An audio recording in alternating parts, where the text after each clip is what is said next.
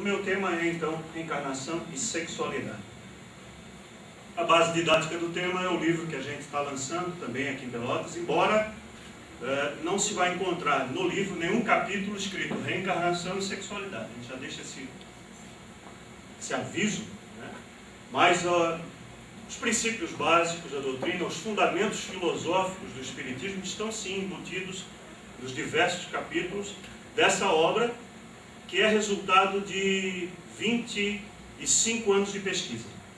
25 anos de trabalho com mocidade, com grupo de estudo, com pré-juventude, com juventude espírita, de modo que, quando a editora M aprovou a publicação da obra, para mim foi a materialização de um sonho.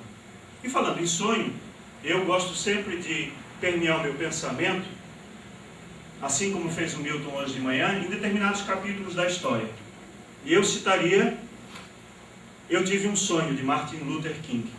Quem não conhece o discurso desse eminente pensador do nosso tempo, visita a página da ABRAD, Associação Brasileira de Divulgadores do Espiritismo, abrad.com.br. Lá está o discurso em áudio, que mostra um pouco da antevisão desse homem de todos os tempos. E mais ou menos isso fundamenta a nossa discussão hoje.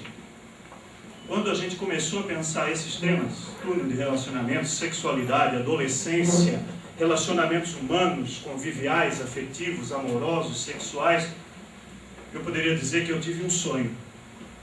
E esse sonho materializaria o dia em que o movimento espírita iria se dispor de todos os seus preconceitos, de todas as suas ideias preconcebidas, de todos os seus miasmas, de todos os conceitos relacionados a pecado, a medo, a pavor, a condenação, a juízo, e pudesse, sim, escrever a filosofia espírita na interpretação daquilo que é para nós o mais importante na vida reencarnada: a busca pelo prazer. Se nós não temos prazer naquilo que nós fazemos, em todos os contextos, em todos os cenários da nossa vida, nós não vamos para frente. Nós não conseguimos evoluir. Nós não temos um resultado satisfatório nas nossas vivências. Abro então a minha fala pensando 4 tópicos que eu chamo de categorias fundamentais à compreensão das inter-relações, dos liames existentes entre reencarnação e sexualidade. Primeiro deles, o conceito de reencarnação, né? Que é um conceito praticamente uniforme, unânime entre os espíritas. O retorno do espírito a uma nova existência corporal. Mesmo considerando a provocação feita pelo companheiro que me antecedeu há pouco, nós acreditamos sim que são várias as oportunidades de retorno. Sexualidade como a expressão de uma das facetas da individualidade humana através do sexo, da relação corporal, da relação carnal, que é de intercâmbio genésico e de compartilhamento de energias físicas, mas de também energias espirituais, porque são as potências da alma que estão em contato graças à interação entre os seres. O planeta Terra como sendo o nosso cenário maior, esse ambiente onde nós vamos repetir algumas experiências, vivenciar outras novas e vamos, acima de tudo, aprender na prática. Mesmo que alguém chegue para nós e dê uma informação acerca de algo, de uma lei da vida, de uma contingência, de uma experiência por ele vivenciada, isso não será suficiente para nós, na maioria das vezes. Nós iremos querer, nós gostaremus de ter as nossas impressões, as nossas vivências, as nossas próprias experiências. Quem somos? Espíritos, individualidades espirituais, que estamos agora no nível ainda de imperfeição. Conforme a escala espírita, pertencemos à terceira ordem, onde, caracteristicamente, os elementos de natureza material ainda se sobrepõem aos elementos de natureza espiritual. E por isso, o predomínio ainda dos instintos e das sensações rudimentares sobre os sentimentos. Isso vai permear a nossa análise como um todo hoje. Predominância da matéria sobre o espírito, cultivo do orgulho, do egoísmo, das paixões deles decorrentes e, por último, a proximidade com a animalidade inferior. De modo que muitas vezes nós repetimos na fase humana experiências que já deveríamos ter deixado para trás, porque foram vivências, foram experiências válidas. Disso resultou o contexto espiritual individual quando ainda estagiávamos, como diz Leon Denis, na fase de animais inferiores. Essa busca, então, parte de nós mesmos, o que somos, o que estamos fazendo aqui. E com isso resgatar dentro desse conceito de reencarnação o somatório de experiências que hoje se materializa na forma de determinadas pendores, determinadas pendências que sobrepõem-se às outros. Por que somos tão diferentes entre si na maneira de encarar as nossas vivências relacionais? O ponto de partida sempre é a erradicação daquilo que nos atormenta, que seja a solidão. Ninguém consegue viver só durante todo o tempo. E essa busca da completude no outro, quiçá poeticamente dito alguma vez como as duas metades de uma laranja, na verdade são múltiplas metades, são múltiplas composições. É uma laranja que talvez não tenha uma forma geométrica, não tenha uma forma linear, mas que compõe-se a partir das nossas vivências de hoje e do ontem, que são recuperadas, que são retomadas e que são reconcebidas e reformatadas. O entendimento, então, sobre os relacionamentos e a sexualidade não está expresso nos livros, não está expresso em estudos teóricos nem em opinião de sábios, embora essas informações sejam úteis para que nós mesmos formemos a nossa própria teoria sobre a vida, sobre os relacionamentos, sobre as reexperiências encarnatórias e a relação disso tudo com a expressão da sexualidade humana. Também não está apenas nas relações humanas ou nas relações do homem com os outros seres e com os objetos, visto que também a sexualidade se manifesta, às vezes tendo como elemento, como foco, como objeto, não necessariamente seres humanos. Ela exige então um método da vivência individual. Experimentar é a palavra da vez, é a palavra de ordem. E o ato de amor, aí resgatamos o pensamento de um dos maiores filósofos espíritas de todos os tempos, o professor José Herculano Pires. O ato do amor é individual, é pessoal e ôntico, o ser consigo, o ser para consigo, o ser de si mesmo. De modo que essa completude vai sendo buscada a partir do momento em que nós nos vemos nos outros, nos refletimos nos outros e aprendemos verificando essa reflexão. É imprescindível, então, viver os impulsos iniciais e ir caminhando aos poucos até alcançar o desenvolvimento pleno. E isso se dá, claro, com sucessos e fracassos, com venturas e desventuras. Reencarnação é assim associada à sexualidade como o locus, o palco, o cenário onde nós vamos construir as nossas vivências familiares, afetivas, conviviais, amorosas e sexuais, positivas ou negativas, construídas e reconstruídas ou ainda destruídas. Se a busca do prazer é sim o referencial dos gostos e preferências humano e espirituais, é nela que o ser individual funda o seu foco, o seu objetivo, o seu alvo. Estou tendo prazer naquela relação? Aquela relação se constitui prazerosa, venturosa? Se sim, continuo com ela. Se não, descarto-a e passo a pensar numa outra relação. O aprendizado, então, baseia-se no conhecimento, que já foi dito aqui hoje por um dos colaboradores, por um dos companheiros que me antecedeu, o conhecimento que liberta. E se não libertasse, não representaria nenhuma vantagem para o ser conhecer, estar diante da informação e aplicá-la a si mesmo. O contexto espiritual, então, baseia-se para mim num conceito muito particular, na chamada mola propulsora, ou o efeito bumerangue.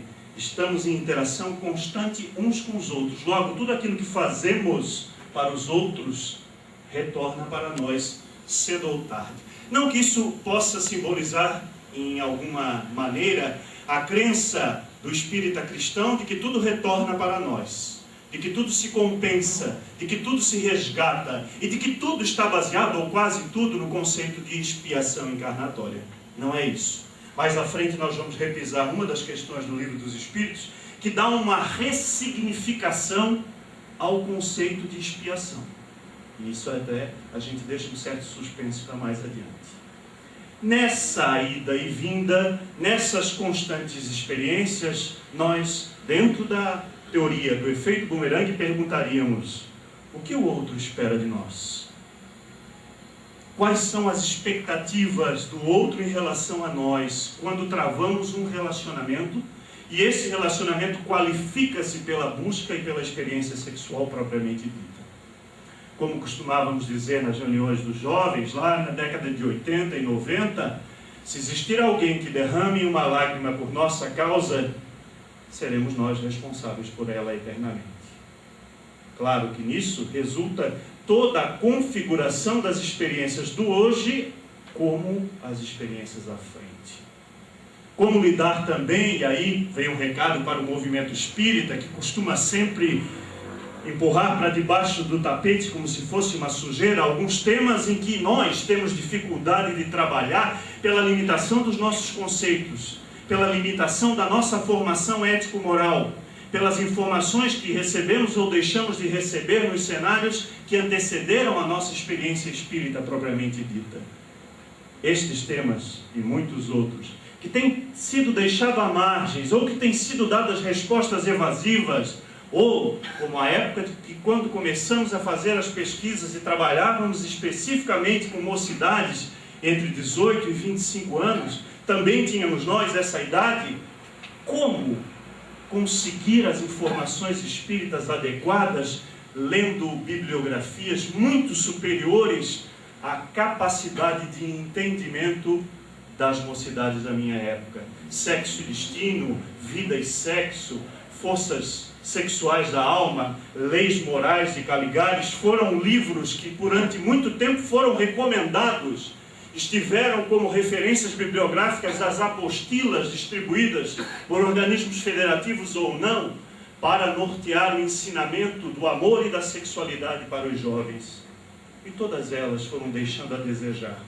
E todas elas foram se tornando obsoletas ou foram se tornando inapropriadas, em muitos casos, para trabalhar com as especificidades que Kardec, em 1857, não teve condições, quem sabe primado pelo tempo, pressionado pelo tempo, de perguntar, de arguir aos espíritos. Ou então, tratavam-se de circunstâncias que naquela época ainda não eram vivências, senão apenas pequenas formas de manifestação de minorias.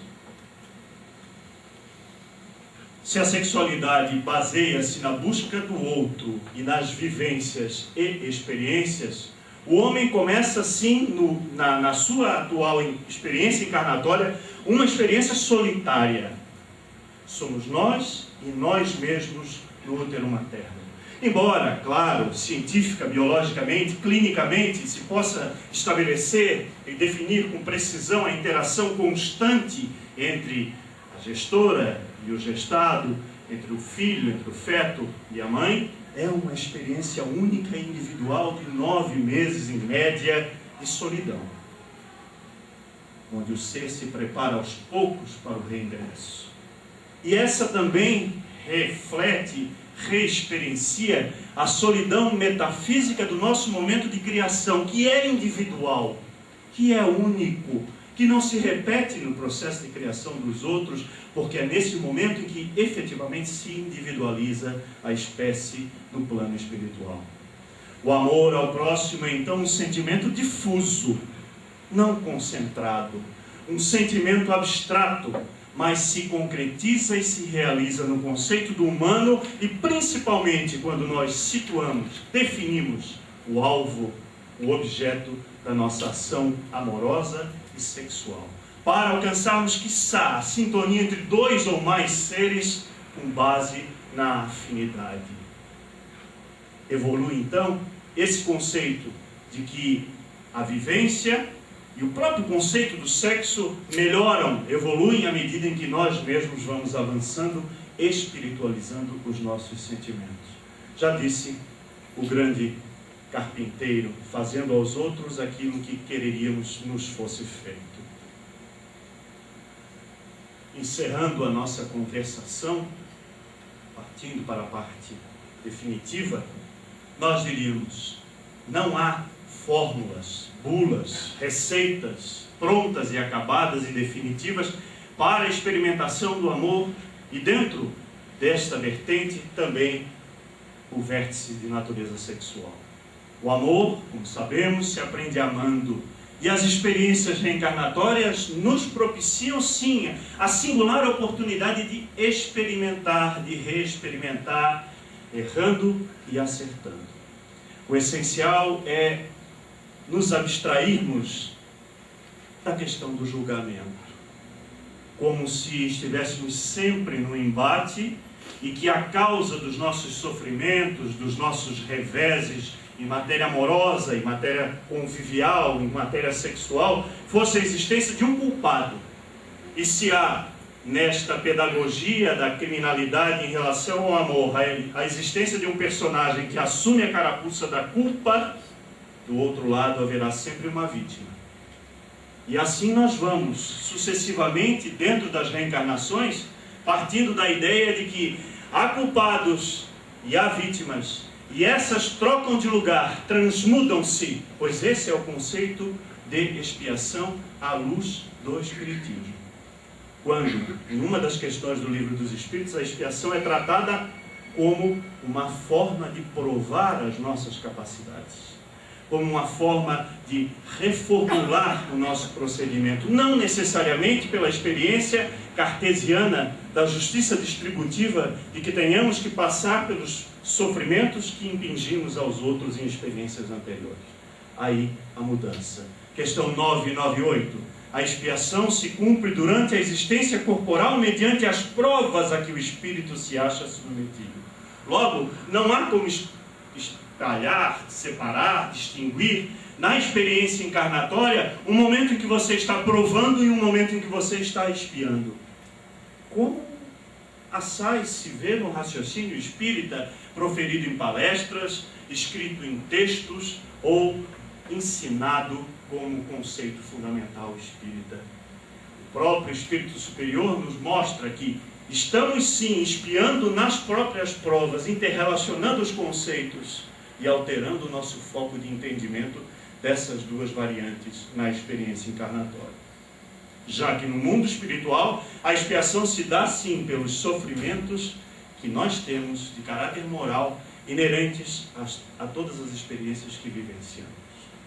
O objetivo, melhor dizendo, existencial de todos os nossos relacionamentos, como meta, como desiderato, mas não como fim em si mesma, como meio para alcançar, de modo que nós estivéssemos mais ou menos poeticamente dizendo: estou feliz porque vejo aquele que está comigo na senda do caminho igualmente feliz.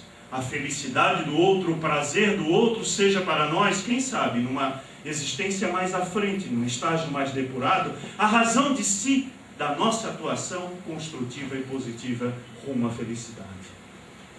Fazer o melhor possível que esteja ao nosso alcance em todos os momentos. Como perguntas, como questionamentos, ou, como diria o meu querido conterrâneo Antônio Abujanra, num programa da TVE do Rio de Janeiro, as minhas provocações são essas. O movimento espírita precisa, sim, despertar para o trato das questões da atualidade, contribuindo com a difusão de um conhecimento espiritual que seja o apanágio da produção de uma humanidade mais espiritualizada.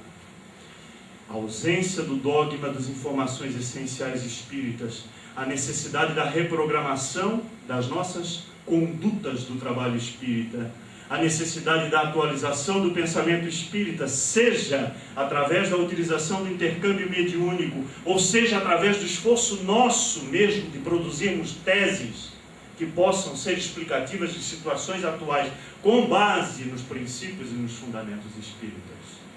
Que legado vamos deixar aos que vêm depois de nós? Um legado ainda de preocupação com determinados temas, como se eles estivessem circunscritos a círculos mais aperfeiçoados, de sumidades dentro do conhecimento espírita? Ou um movimento e uma doutrina que abordam com tranquilidade todos os temas, naquela perspectiva que seja plural, democrática, abrangente, autoritária, no sentido de colocarmos-nos no lugar do outro, não para experienciar as mesmas vivências destes, mas para compreender as suas próprias reações em relação a isso. Livre pensadora e principalmente que tenha um engajamento cultural forte e representativo na sociedade. E não mais uma religião que ficou como uma semente, uma boa proposta de procedimento, mas que acabou secularizada, dogmatizada em torno de si mesma. Para quem estamos falando? Continuamos olhando para o próprio umbigo, tratando dos nossos problemas internamente, ou estamos com o vértice das nossas ações voltado para o exterior, para as contribuições, não da filosofia espírita, mas da formação do pensamento espírita enquanto construtor realmente daquela nova era, daquela nova sociedade, formada pelos homens que aí estão, e não por elementos alienígenas que de repente encarnariam na Terra como fatores motivacionais do progresso coletivo. Essa é a nossa mensagem. Muito obrigado.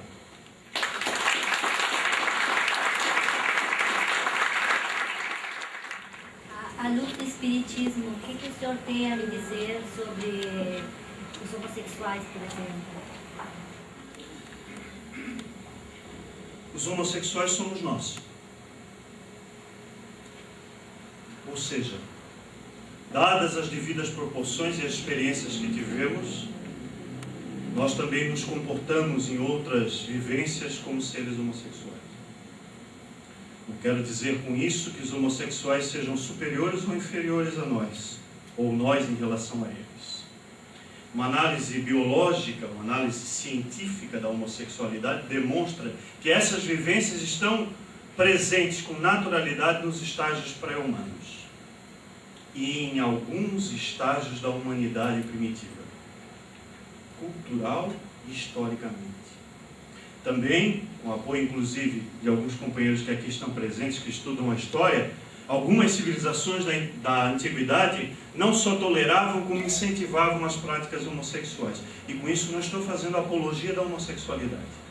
Aí uma grande diferença. O que temos trabalhado ao longo do tempo é a forma como encaramos a homossexualidade. Porque ela é situada dentro de um tribunal como algo condenável do ponto de vista moral. E baseado numa moral que é herança cultural nossa, uma moral judaico-cristã. E por isso, ela é estigmatizada como sendo um defeito superior aos outros defeitos que a humanidade é portadora. Então, sem fazer recomendação da postura homossexual, eu colocaria o elemento da vontade humana como fundamental para a compreensão dessa questão. Não há uma homossexualidade congênita. Não há homossexualidade adquirida pelo convívio interpessoal.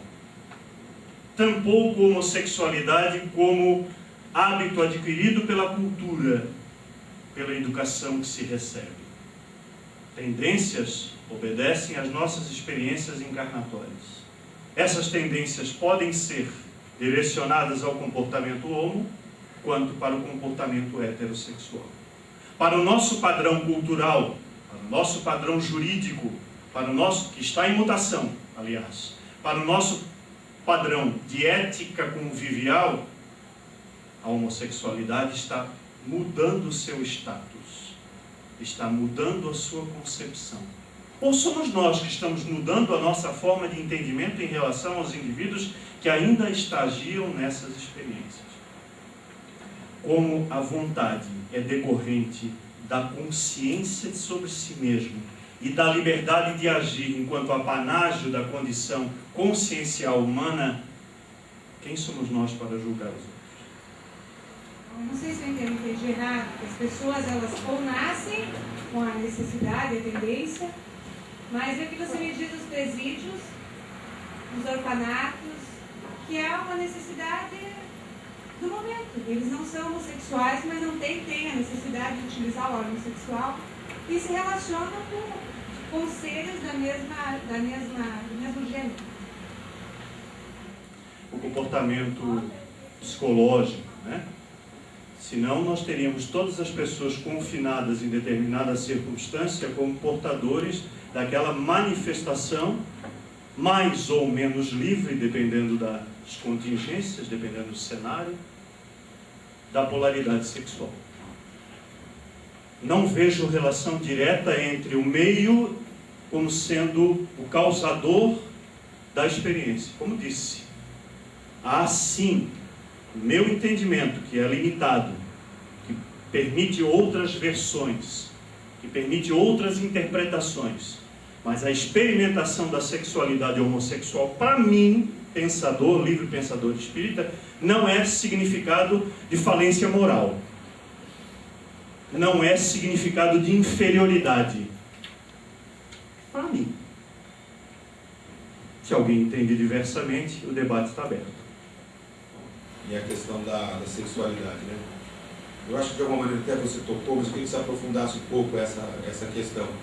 Há uma certa concepção que se depreende a partir de alguns autores espíritas, particularmente desencarnados, mas que é bancada por autores encarnados, de que o sexo ele demonstra, vamos dizer assim, a inferioridade do ser humano e é uma energia a ser controlada e, se possível, sublimada. Ele até utiliza o exemplo de algumas figuras da humanidade, né, e mais recentemente, por exemplo, a figura do Chico Xavier, tal, como alguém quase que assexuado, como exemplo de evolução moral. Pensando do ponto de vista da reencarnação, né, espíritos mais evoluídos, mundos mais evoluídos, tendem a ter um apagamento da energia sexual, ou ela de fato é criadora, ela é fundamental para impulsionar mesmo os espíritos mais evoluídos? Eu queria que você aprofundasse um pouco essa discussão, porque eu acho que ela é fundamental, pensando a reencarnação como uma ferramenta de evolução do espírito. Creio até que não com tanta propriedade, com tanta facilidade. Veja só, eu não vejo que a opção celibatária de uns seja necessariamente uma assexuidade. O indivíduo pode não estar materializando na cópula, na conjunção carnal, na relação sexual propriamente dita, mas pode estar, sim, vivenciando as experiências de natureza sexual, de outras formas. Até mesmo pela projeção das suas fantasias mentais. Né? E aí, se nós formos fazer um exame sem preconceito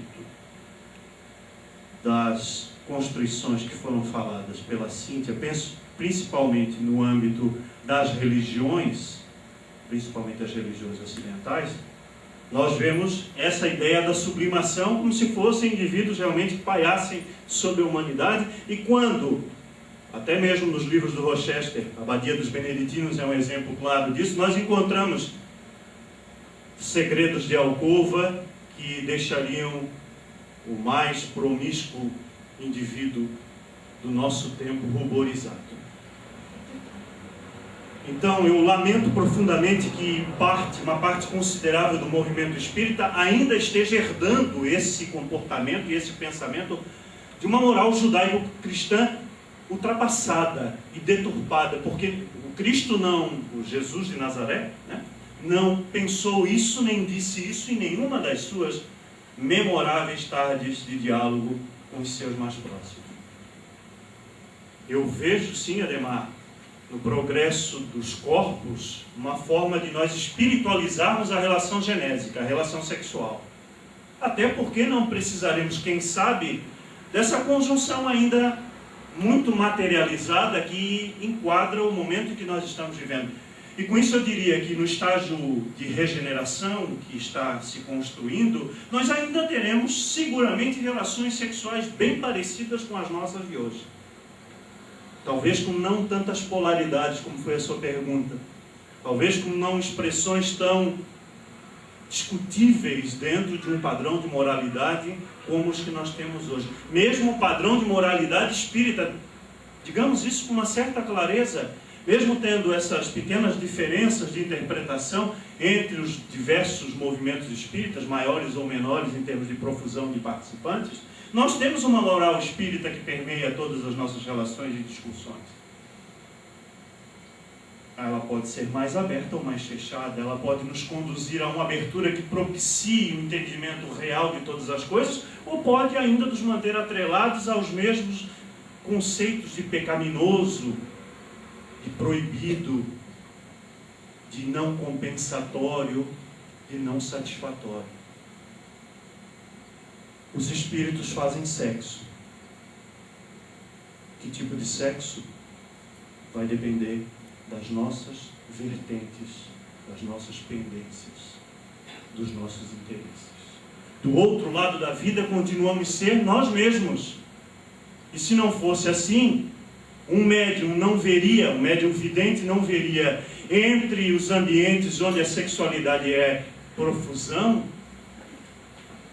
determinados ambientes onde ela é a tônica da prática, como locais específicos, uma profusão enorme de espíritos desencarnados se alimentando daquelas energias, como se gostassem de estar novamente experimentando aquelas sensações na carne.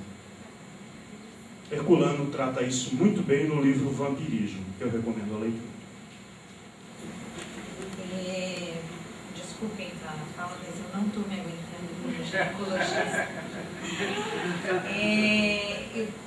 Eu queria só estar conversando o seguinte, em termos do físico, em termos orgânicos, o que a gente aprende é o seguinte: imaginem uma curva de Gauss, então tem uma curva de Gauss. Aqui existem pessoas que não precisam do relacionamento sexual. Se dão bem, são normais, são saudáveis e têm assim um relacionamento, sei lá, por ano, por décadas, estão bem assim. E a medicina considera normal. Se a pessoa está bem sobre o aspecto biopsicossocial. E nós espíritas aí vamos colocar também espiritual. No outro ponto da curva, uma pessoa que se relaciona 3 a 4 vezes ao dia e também está bem biopsicossocial. E isso está na normalidade da medicina. O problema é quando uma pessoa daqui se relaciona com uma pessoa daqui. Esse relacionamento está fadado a não dar certo, em termos sexuais. Era isso que eu queria. Não, porque assim, não quer dizer porque a pessoa não tem relação, é uma eremita, tá lá, que a pessoa esteja sofrendo, que a pessoa esteja mais evoluída ou menos evoluída. Não tem a parte física, que eu acho que a gente não pode esquecer. Desculpem, gente. Eu acho que esse comentário é interessante, mas ele não elucida o conceito geral de sexualidade. Prática sexual é uma coisa, sexualidade é outra.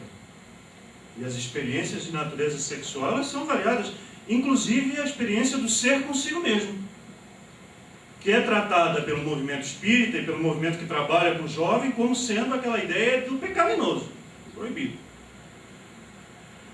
No meu livro tem um capítulo sobre masturbação, que eu recomendo a leitura, que é um tema que causou furor durante muito tempo e ainda continua tratando, como se nós estivéssemos, como sendo espíritas, privados disso, como se os nossos filhos, os nossos netos, não fossem passar pelas mesmas experiências que nós passamos.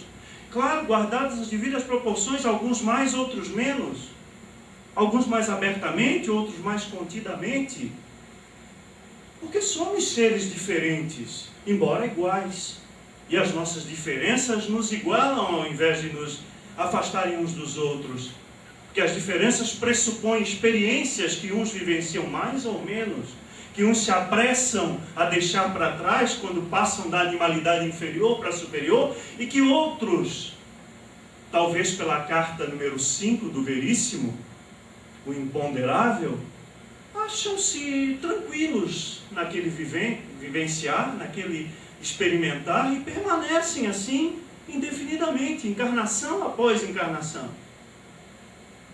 Cada um tem o seu ritmo, cada um tem o seu time.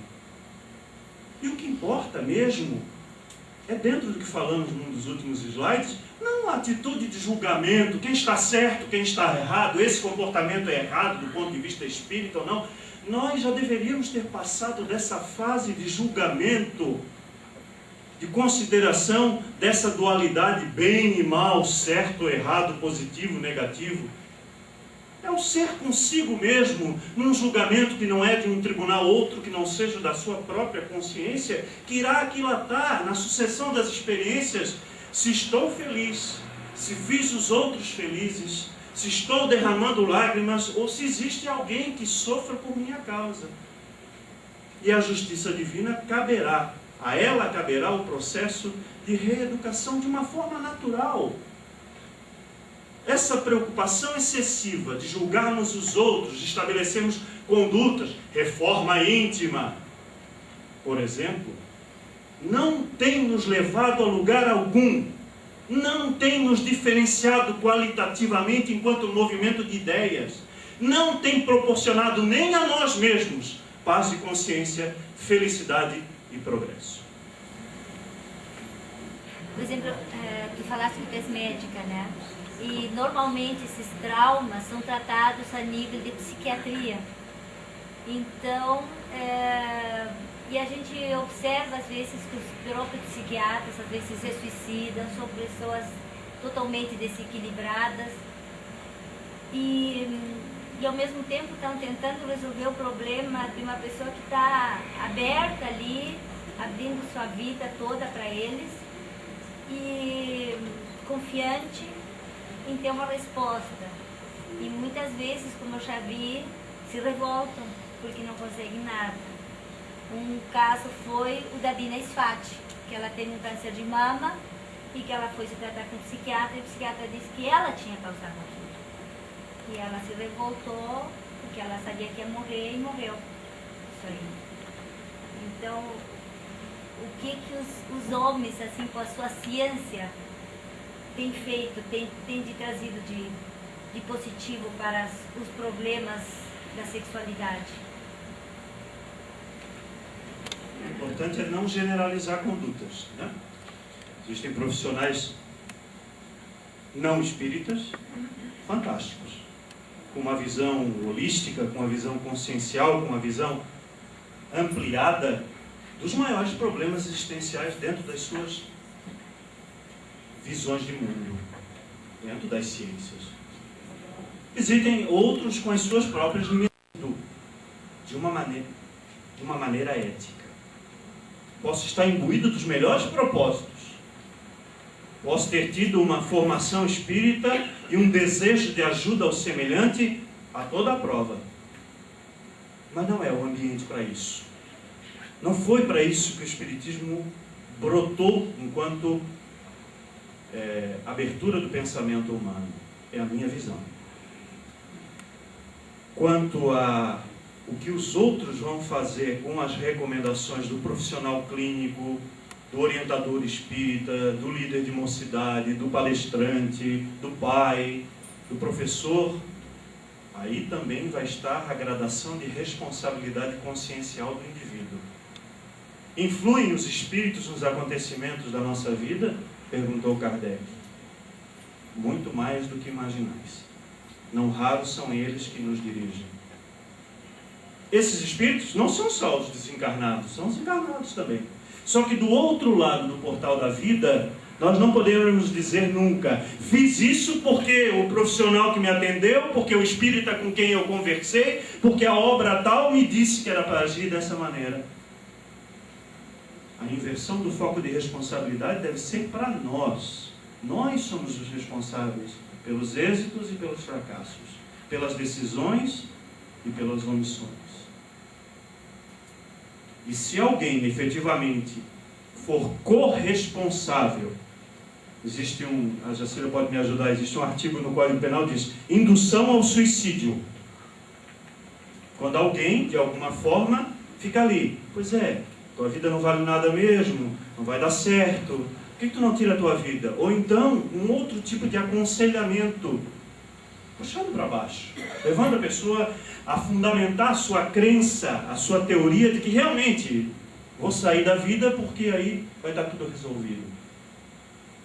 Também no ponto espiritual, essa indução à prática, ao ato, a determinados atos da vida, sejam eles materiais ou espirituais, vai aparecer como marca da nossa existência. O que dissemos aos outros, o que sugerimos aos outros, o que influenciamos os outros, essa interação como efeito bumerangue, vai provocar a reação do outro, mas vai retornar a nós mesmos. Que isso não sirva para nos recomendar que não façamos mais nada, que não digamos mais nada. Pelo contrário. Mas para termos a noção exata de que somos responsáveis e corresponsáveis em relação a nós mesmos e em relação aos outros sempre. Essa é a mágica da vida. Essa interação é que qualifica os nossos relacionamentos. E que eles sejam venturosamente melhores. E são assim, repetitivas. Por exemplo, o alcoólatra adora ter uma desculpa. Então, às vezes, as pessoas que se relacionam com alcoólatras terminam se sentindo culpadas pro resto da vida por causa de querer ajudar o alcoólatra. Então, aí fica a divisão, ou te ajudo ou te viro as costas. Então, é uma coisa assim, se ajudar e não for do agrado do alcoólatra, porque realmente é o que a pessoa quer que ele se afaste da bebida, ele pode jogar embaixo de um caminhão. E aí quem fica vivo, como é que se sente? Sente com remorso de não ter ajudado o suficiente? Sente com remorso de ter feito algo que pode ter sido fundamental ao cometimento do ato sequente? Como disse, não tem uma fórmula exata, não tem uma bula. Ajudo ou não ajudo? Ajude. Auxilie. Participe. Mas, se não tiver condições para tal, mesmo assim, isso será fundamental para a decisão em relação a si mesmo, como em relação aos outros. Não sei se me fiz entender. Nós devemos sempre ser os senhores de nós mesmos na decisão de agir ou de não agir. E com isso seremos responsáveis sempre. Eu prefiro agir. É uma palestra que nós fizemos uma vez no encontro sobre defesa da vida, em que eu me posicionei favorável à eutanásia. Eu sou favorável à eutanásia. E isso é uma visão, entre aspas, fora do pensamento dominante espírita, que diz que nós não temos o direito de dispor sobre a vida do semelhante, abreviando o sofrimento dela.